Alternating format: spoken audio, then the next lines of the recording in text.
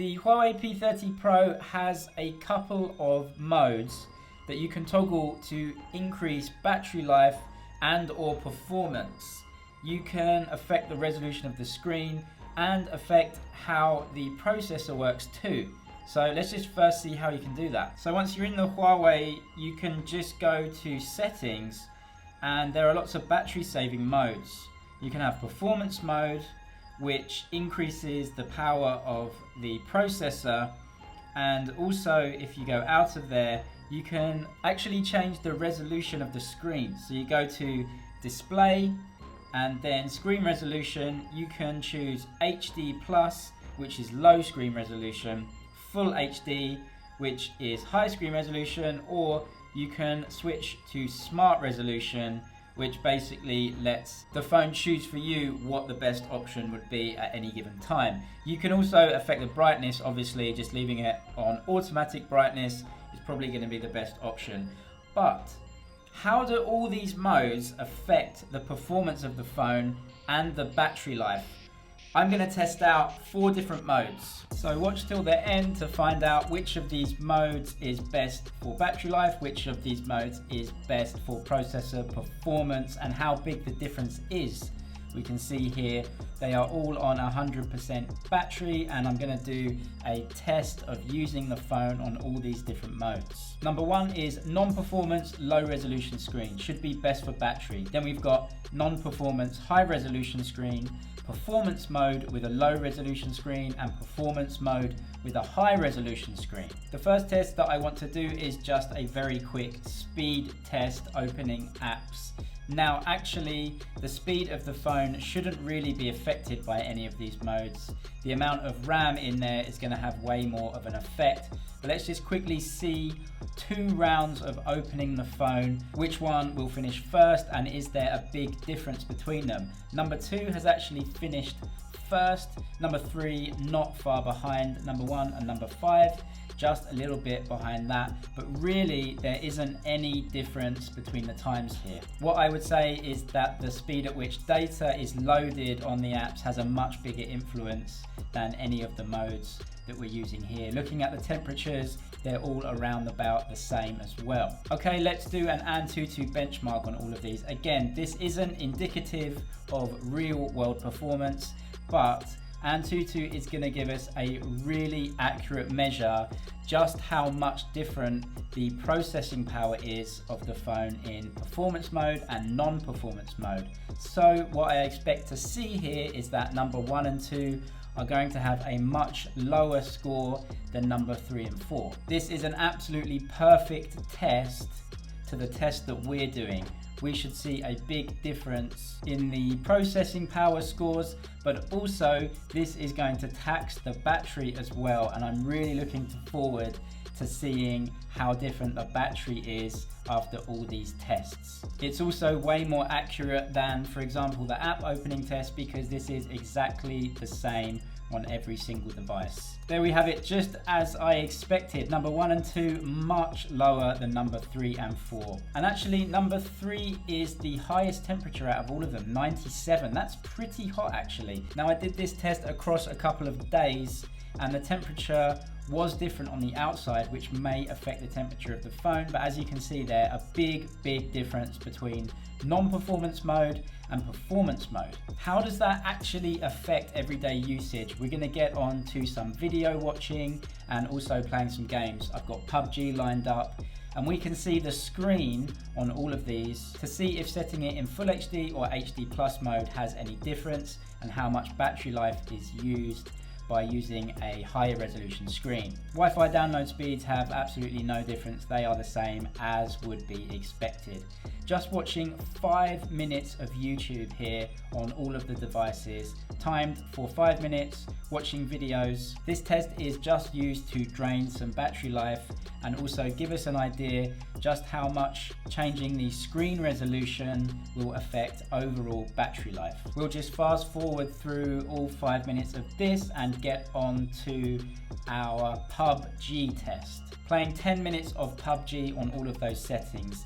The settings in the game are the same on every phone, just to keep it even and fair, and I only played for 10 minutes on each of these. When I was playing the games, I honestly didn't notice too much lag or difference between the low power and the high powered modes. You don't want to watch me play all 10 minutes, let's just have a look at some highlights.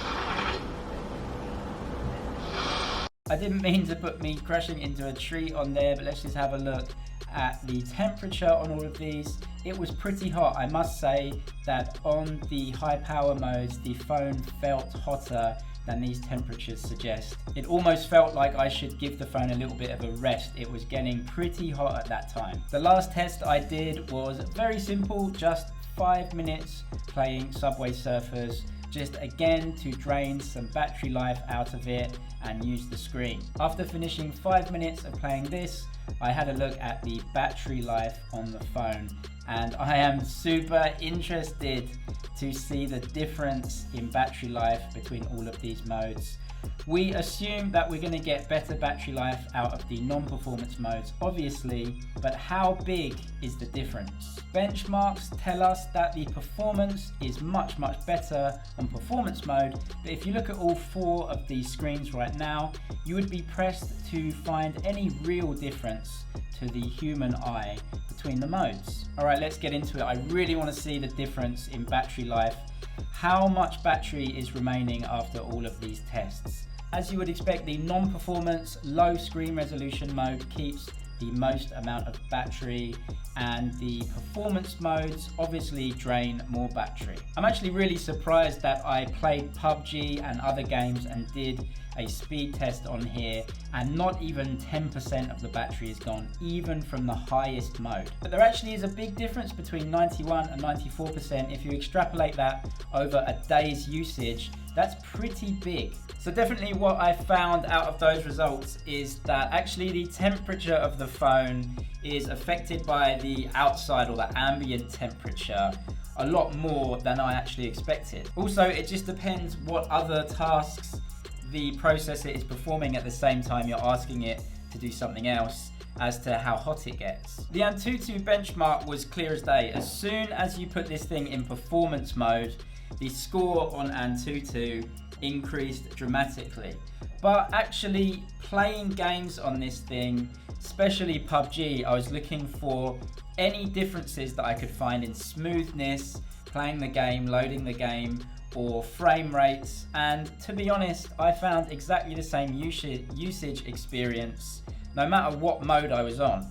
So I think for everyday use, you can probably just leave it on non-performance mode and just get a lot more battery life out of this thing. The difference in battery life of this thing between the modes is actually really big. If you just look between 90 and 95%, if you extrapolate that over time, maybe using it for a day, you're going to see a huge difference in battery life between performance and non-performance modes, and having the screen in a higher resolution doesn't affect it as much as putting it in non-performance or performance mode. Also, anecdotally, the screen of this thing, I really couldn't tell you the difference seeing it here in front of me between full HD and HD plus.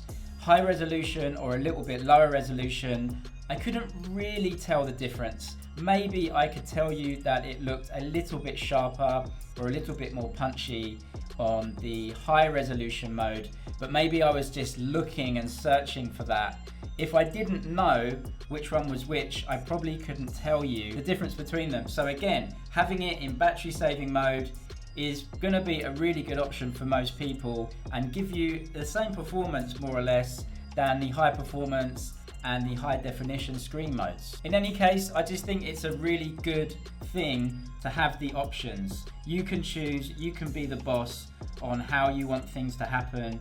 You can choose the low HD or the full HD mode, and then you can choose either performance mode or non-performance mode as and when you like, or just let the phone do it for you.